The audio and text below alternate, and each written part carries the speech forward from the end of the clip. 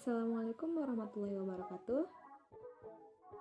Perkenalkan, nama saya Sinta Fatimah dari Program Studi Pendidikan Guru Pendidikan Anak Usia Dini di Universitas Muhammadiyah Tasikmalaya. Nah, pada kali ini saya akan meneruskan presentasi sebelumnya oleh teman saya yang bernama Rena. Nah, yang selanjutnya teman-teman, pada aspek perkembangan sosial emosional pada usia 4-5 tahun ini ada 3 tahap ya teman-teman. Yang pertama, kesadaran diri. Yang kedua yaitu rasa tanggung jawab diri sendiri dan orang lain. Yang ketiga, perilaku prososial. Nah, yang pertama, kesadaran diri. Nah, kesadaran diri ini apa saja ya? Nah, kesadaran diri ini yaitu yang pertama, menunjukkan sikap mandiri dalam memilih kegiatan. Nah, ketika kegiatan berlangsung, anak ini bisa menyelesaikannya dengan sendiri. Bukan anak ini gak butuh bantuan orang lain, tapi anak tersebut sudah bisa menyelesaikan kegiatannya dengan sendiri atau dengan mandiri. Nah, yang kedua yaitu mengendalikan perasaannya. Misalnya, ketika anak di hadapan orang lain, ketika marah, anak ini akan dipendam karena saya malu jika saya harus menangis di depan banyak orang.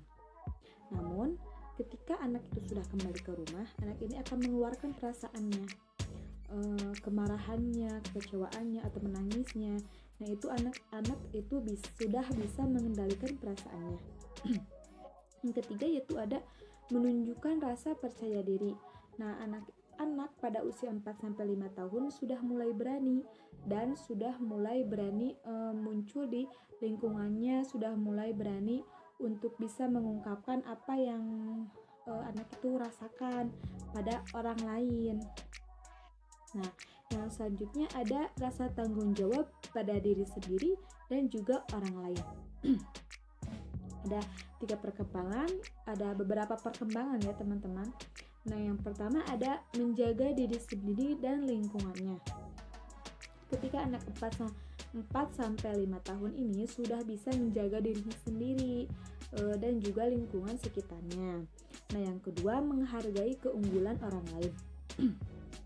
Artinya, anak tersebut sudah bisa menghargai kelebihan pada orang lain. Misalnya orang lain sudah bisa membaca, nah anak sudah bisa menghargai misalnya dengan apresiasi atau dengan hadiah. Yang terakhir yaitu ada perilaku prososial. Nah, perilaku prososial ini meliputi perkembangan menaati aturan yang berlaku. Misalnya, anak bermain petak umpet.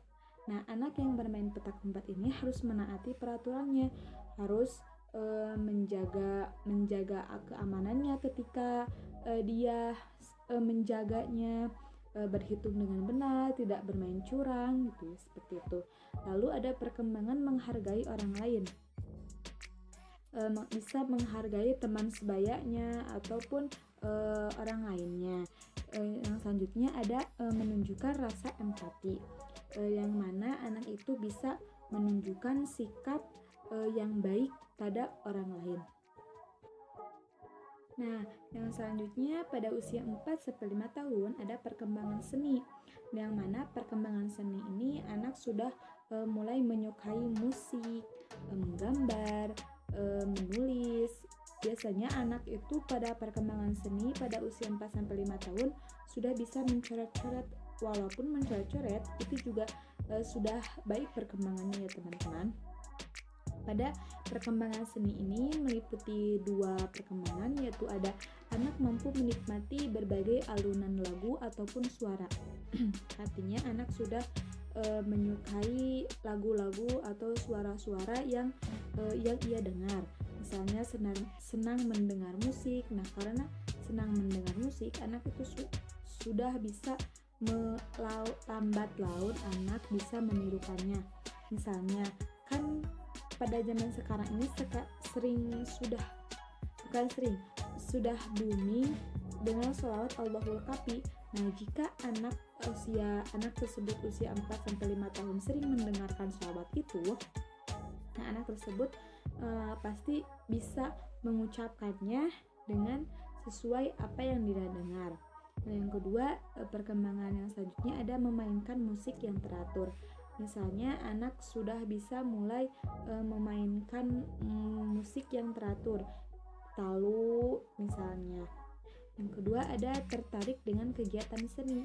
Nah, misalnya kalau tertarik pada kegiatan seni, anak ini bernyanyi sendiri, yang tadi saya ceritakan, yang tadi saya katakan bahwa anak tersebut sudah bisa melafalkan sholawat Allahul Kafi yang ia dengar. Yang kedua, memilih jenis lagu yang disukai. Nah, jika anak terus didengarkan lagu atau musik yang terus diputar, nah anak itu akan suka. Misalnya pada yang sholawat tadi Allahul Kafi, karena kan zaman sekarang lagi sedang booming-boomingnya sholawat Allahul Kafi. Nah, jadi banyak sekali terutama di daerah saya yang suka pada sholawat Allahul Kafi, terutama pada anak usia dini. Jadi meskipun dia masih kecil, tapi mereka sudah bisa melafalkannya dengan baik.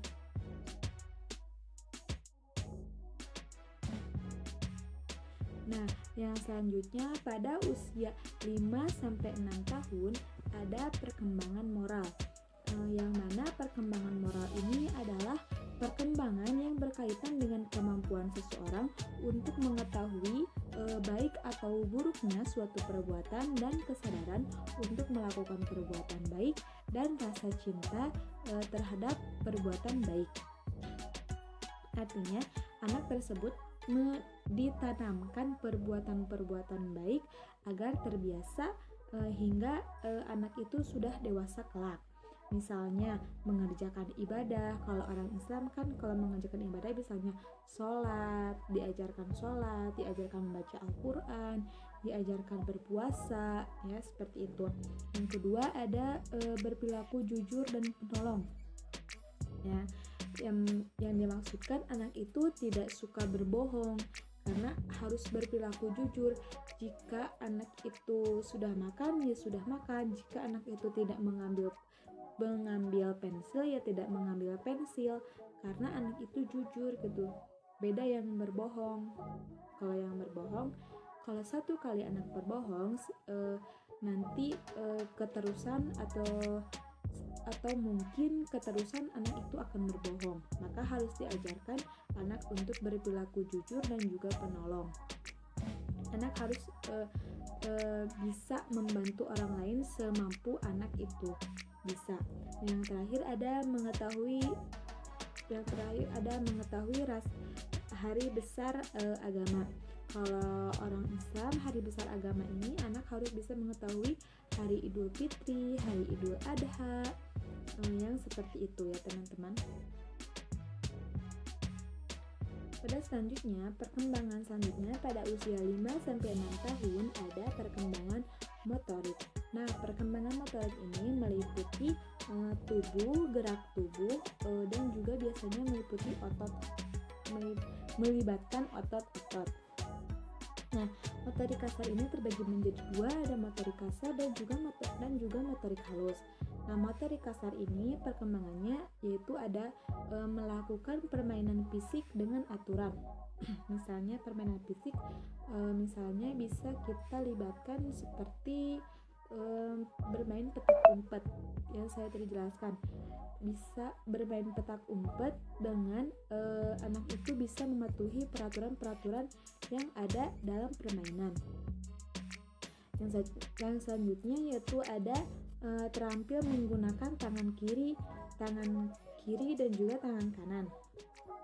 Nah, anak ini misalnya sudah bisa bermain congklak, yaitu kan menggunakan otot tangan digerakkan dengan meraup bagian batu pada congklak tersebut, lalu memindah-mindahkannya satu persatu pada lubang yang ada pada congklak tersebut.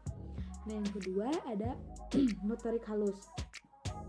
Motorik halus ini perkembangannya ada menggambar sesuai gagasannya. Misalnya anak ini mau menggambar gunung, lalu anak menggambarnya gunung yang ada sawahnya, yang ada jalannya, yang ada awannya, yang ada burung-burungnya, yang ada matahari tenggelam setengah gitu. Lalu ada meniru bentuk, menggunting, dan menempel. Nah, pada perkembangan itu anak bisa meniru apa yang dilihatnya dalam yang diaplikasikan pada gambar. Nah, selanjutnya ada menggunting. Biasanya anak tersebut menggunting dengan sesuai pola yang ada dalam kertas tersebut, lalu ditempel untuk melengkapi gambar yang belum teratasi gambarnya ya teman-teman. Nah, selanjutnya ada kesehatan dan perilaku keselamatan. Pada perkembangan motorik, kesehatan dan perilaku keselamatan ini bisa meliputi perkembangan berat badan yang sesuai, tinggi badan yang sesuai, dan lingkar kepala yang sesuai pada perkembangan. Nah, mungkin itu saja teman-teman dari saya. Yang selanjutnya mungkin akan diteruskan oleh teman saya bernama Sri Nuraini. Sekian dari saya, mohon maaf kekurangannya. Wassalamualaikum warahmatullahi wabarakatuh.